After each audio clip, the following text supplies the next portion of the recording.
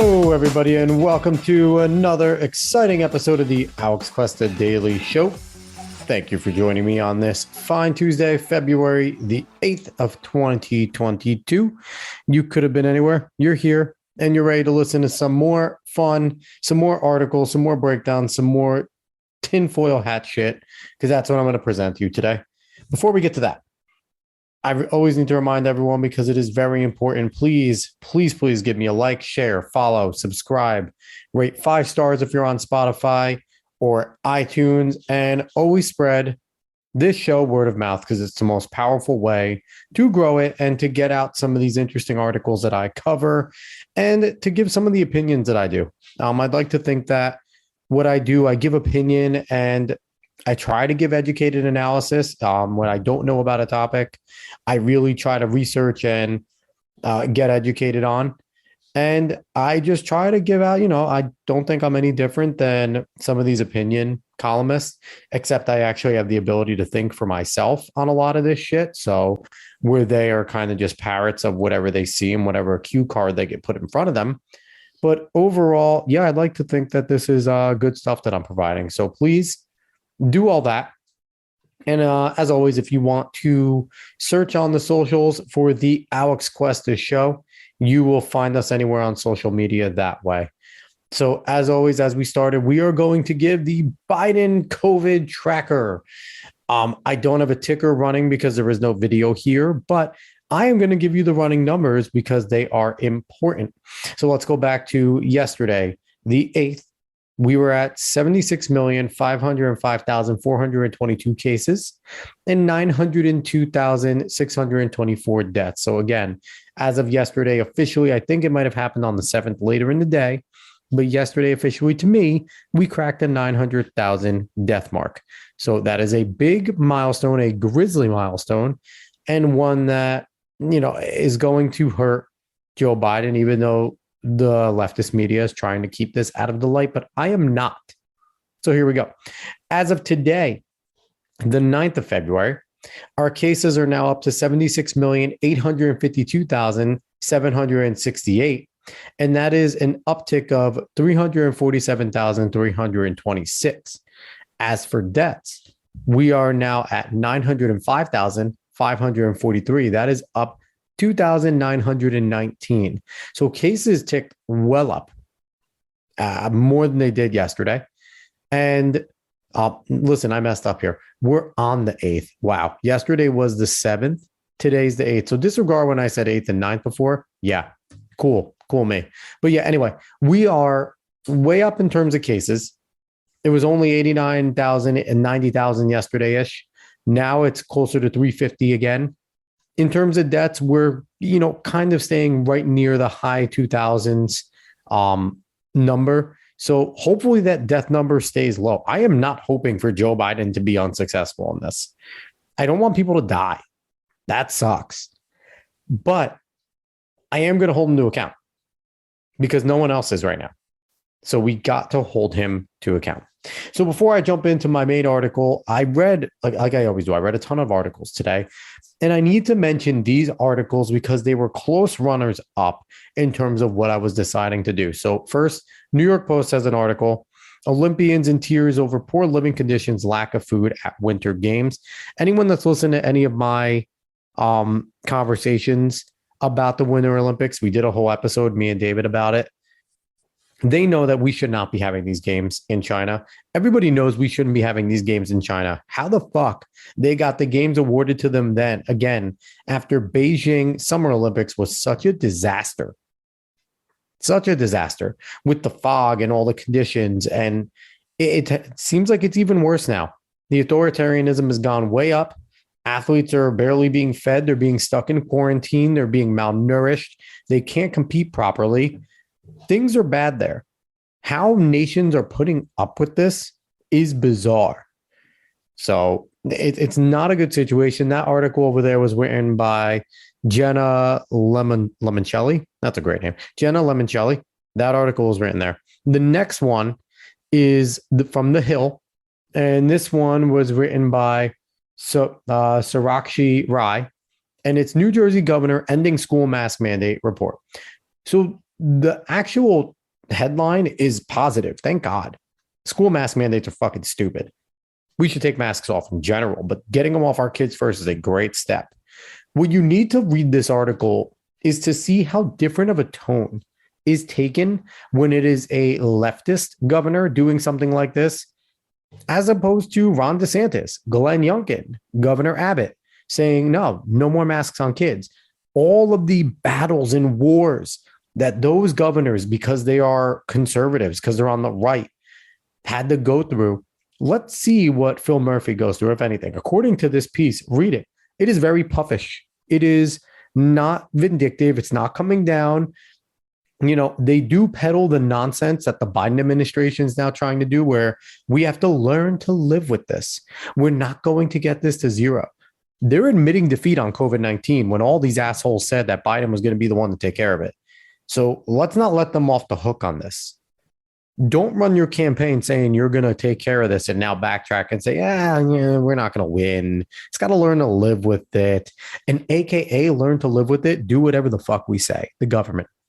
It's going to coincide with the article today, though. Let's keep going with some of my recommendations. SciPost.com is one. I've never heard of them before this either, but they had a really interesting article. It was named Study Provides First Evidence of a Causal Link Between Perceived Moral Division and Support for Authoritarian Leaders. This article was by Eric W. Dolan, and it talks about a research piece done by Charlie R. Crimston. And, outside of the liberal bias, they call Donald Trump an authoritarian when, if you look at the way Donald Trump governed the actual company, he was one of the least authoritarian presidents we've had in a long time. And of course, he calls another right-leaning politician from Australia authoritarian while calling Bernie Sanders and AOC progressive leadership. Aside from the bias, the research is actually pretty cool on why people do lean towards authoritarians in, times of perceived division. So read that. It's pretty interesting. Disregard the liberal bias because obviously the professor is a moron politically, but research is pretty good. And the last one before we jump into our main article was from Carbuzz. Again, never heard of it. Cool article, though. This one was by Michael Butler, and it was about electric vehicles. 3G shutdown will leave some electric vehicle owners with nowhere to charge in public. That's concerning for people that have taken stock into electric vehicles. I know there's been a lot of people that have bought their Teslas. Hyundai's been leading the charge on these two. GM is looking to build up their arsenal. Verizon's the last 3G company holding on, and they're going to halt by the end of this year. So a lot of these charging ports run off the internet, and they've been running off of the 3G support. So without that, it could crash some. And these companies that are running these are going to be forced to upgrade to 4G or better, which is going to make it more expensive because to run a better system, they're going to charge you more money because they're now going to have to upkeep that system. So, and also just the volatility of this technology still. That's one thing that we see, the volatility of this technology. Am I against electric? In a way, yeah, because it's more coal. If you're really a person that thinks coal's polluting, you're an idiot if you think that we're going to be able to have electric without coal. Not going to friggin' happen unless we go all nuclear, but psycho-environmentalists don't want to admit that nuclear is better than wind, solar, and hydro. I digress. That's a whole entire episode. But this is concerning. The tech is not there yet, and it's being pushed, and it's concerning. We'll see what the price changes are. We'll see what goes on. But maybe keep an eye on this one because this could be interesting. So those are the 4 articles that kind of made the cut, almost made the cut out of the 5. The one I picked is 100% tinfoil hat, but it's worth it because it's needed to talk about. This article comes from Forbes. Fed designs digital dollar that handles 1.7 million transactions per second. Now, I don't know if I've mentioned my concern about the digital dollar or any of that type of stuff. This one is being known as, I think it's a Fed dollar or Fed, I don't know what it is, but it is concerning because digital currency is not a good thing. But let's read the article. Let's keep going. This is by Jason Brett. He writes about crypto and blockchain. Let's go right now. As a race against China's development of its central bank digital currency, CBDC, known as the digital yuan, Digital yen continues. The U.S. Federal Reserve accomplished a feat in testing a design for a U.S. digital dollar that, in one of two tests, managed to handle 1.7 million transactions per second. Now, when you're reading this, if you know nothing about this, you're thinking, wow, that's fucking cool.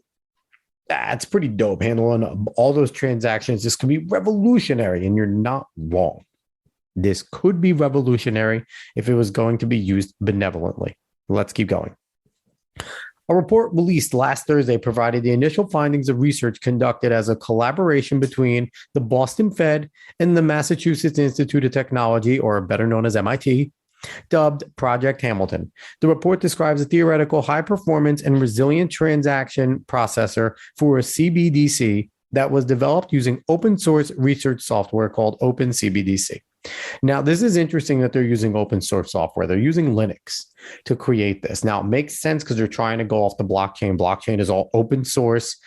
Now, they're trying to present this, and I think that what the Feds are trying to do, the Boston Fed, New York Fed, it's all the group. The Fed is a group of banks.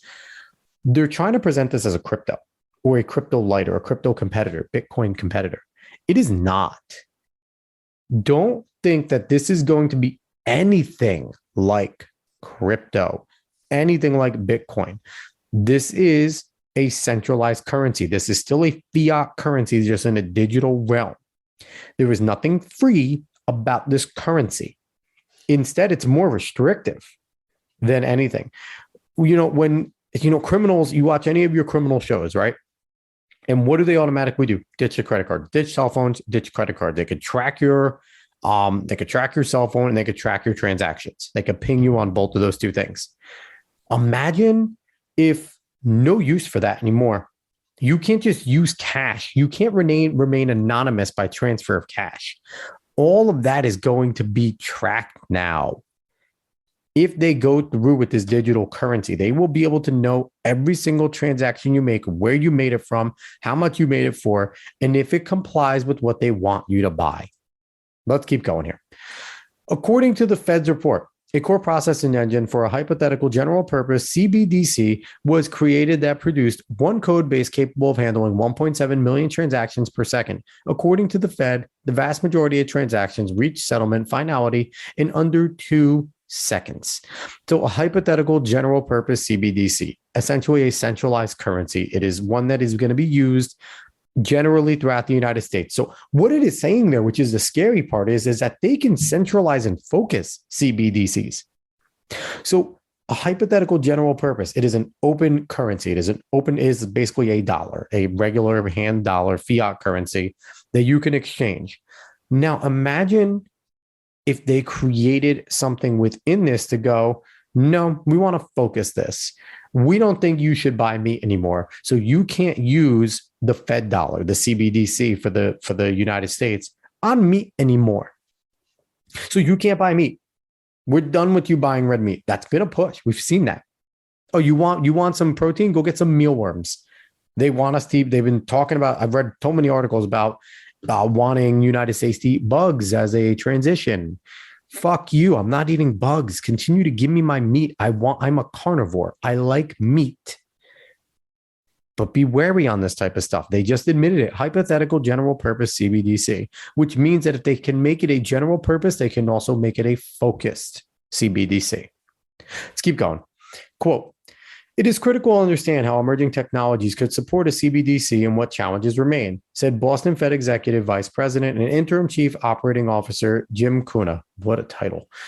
"This collaboration between MIT and our technologists has created a scalable CBDC research model that allows us to learn more about these technologies and the choices that should be considered when designing a CBDC." Now, again, be concerned. Be concerned. MIT essentially is private. It's Massachusetts Institute of Technology. I get it. We go to colleges, and the leaders in colleges, our governments constantly are going to them for help because they are the brightest minds on the planet. But just think of what they're trying to create and work to create here. This is something that is absolutely controlling. I warned you about digital passports with the ID.me. I am again sounding the alarm on this. Where the digital passport was going to be something where they can keep all of our information, a CBDC, a digital currency, is going to tell us how we can spend it. And they're going to know everything we spend it on.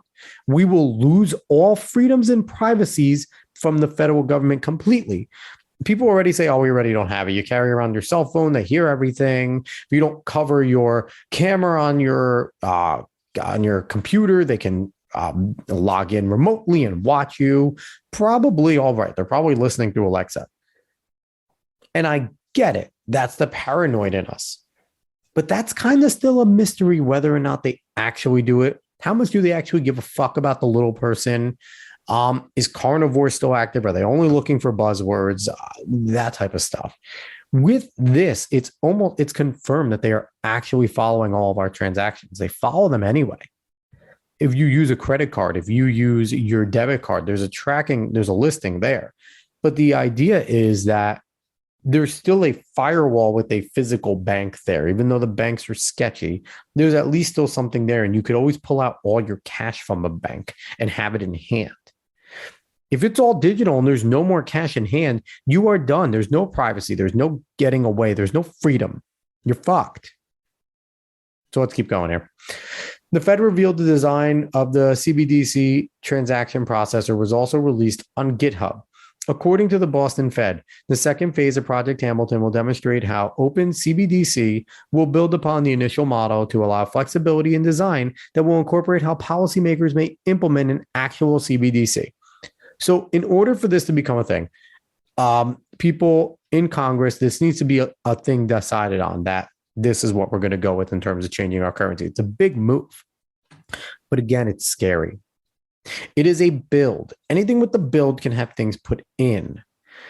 And anyone that knows anything about, building websites, building anything, building programs, you can kind of do whatever the hell you want with them. So the flexibility in design to incorporate how policymakers may implement it. So that means that this will be voted on how these can be used. And then what is to say that the lawmakers, because it will be unprecedented having a digital currency and making law on it. Yes, they could just decide, yes, this is our new fiat currency. Central bank's going to recognize it. Boom. What to stop a powerful Congress with an overloading majority to say you can now only use your currency on X. And if you try to use your currency on Z, you will be prosecuted or you will be denied. You'll be denied access to Z. You can only use it on X. Now, Z may be a main competitor of X, but X is preferred by a political party, so only X. And the political party in power will only allow you to do this on X. It sounds a little crazy, but it's not when you look at cancel culture going on right now. It's not when you look at the elites that attack anyone that goes against them. It's not when you see what's going on with Joe Rogan, how he's trying to have people on from all sides, but he's not allowed to, according to the elites.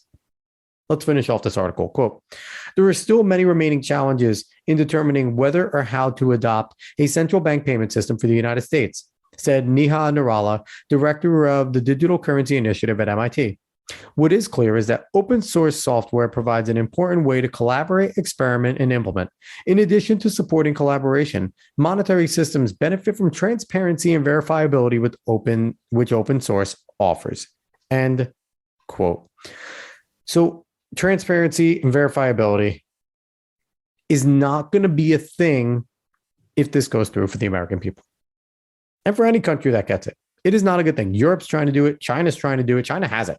China has theirs. You think China, everything that China has done, we are slowly starting to do. Their internet has been, gets throttled. Things get blocked on their internet. People can't say certain things. Look at what's going on here. Facebook, Twitter, YouTube, they censor things. People can't say certain things. People get taken off of the internet. And some of this is by pressure from the government saying to do these things.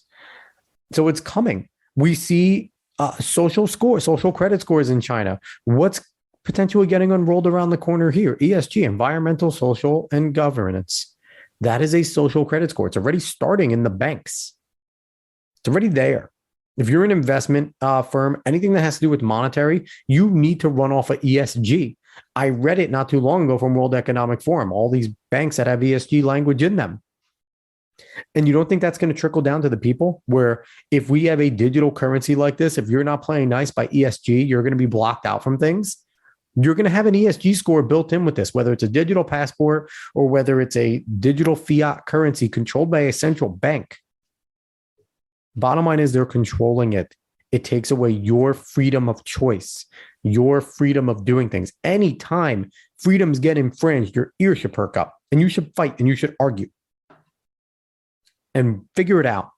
Read this type of stuff for yourself. There's a really good article that I read, and it is from the Bit2Me Academy, and it is called "What is a CBDC or Central Bank Digital Currency?" When was this written? I can't find the date when this is written. It's long. It is a long piece, but it really breaks down all of what these are, the projects going on. And it is a very, very, very good piece. And it will give you an introduction onto what exactly CBDCs are.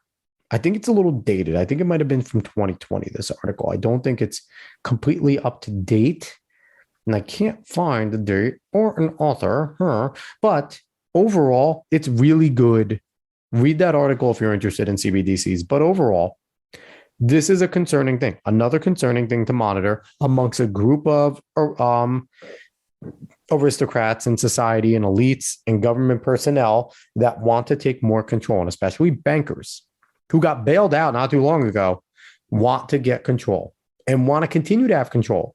They don't want Bitcoin, blockchain, Ethereum, I forget what the other one is, but all these type of cryptos that are getting in their way. Why do you think so many elites say, don't trust Bitcoin, don't trust this, don't trust any of the cryptos, are too volatile? Don't listen to any of these fucking money people that say that. Of course, they're going to say that. They make their bread and butter off of banks, off of fiat currencies. That's how they make it. So they don't want their centralized currencies to go away. That's how they all make their money. So be wary, perk up, listen to this, and also be warned. Be warned. If we do go to a central currency, a central digital currency, the money in your bank now will be worth less. Now, why does Alex say that? I say that because we charge transfer fucking fees for everything. You don't think that New York's going to be one of them. States will do it individually. Yes, that's my subliminal mind telling myself that. But also between the state and the federal government for switching the dollar, you're going to get transaction fees. So say you have $100,000 in the bank and they say, okay, we want a 10% fee as the Fed and a 5% fee as the state. You're going to lose 15% of your money. You're going to lose 15% of your money in fees. So be wary. This is not a good thing. They're not just going to do it one-to-one. That's bullshit. They're not going to do that. They will not do one-to-one. If you think they will, you're out of your mind. The government will not allow a one-to-one transfer. They are going to have to make money off the top because, we're going to need to have, we're going to need to pay for that to get processed. We can't just switch it.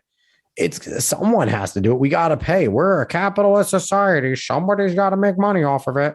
That's what they're going to say. So be wary of all this stuff. I'm going to stay on top of this. I'm going to continue to look.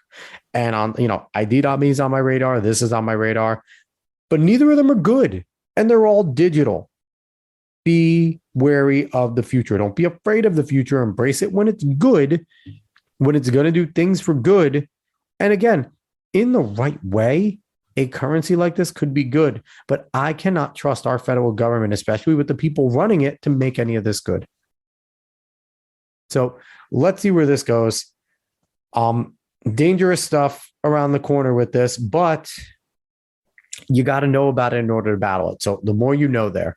So again, that was the fun article of the day. As always, keeping it bright and peachy for all of you. But I always appreciate anyone who's hanging around, who's listening up to this point. I definitely appreciate it. If you like what you hear, give us a like, share, follow, subscribe, rate me 5 stars on Spotify and iTunes. Spread this word of mouth. Find us on socials. Anywhere, the Alex Cuesta Show, go search it. You'll find it there. And as always, I will see everybody tomorrow. Thank you so much for listening. So long all.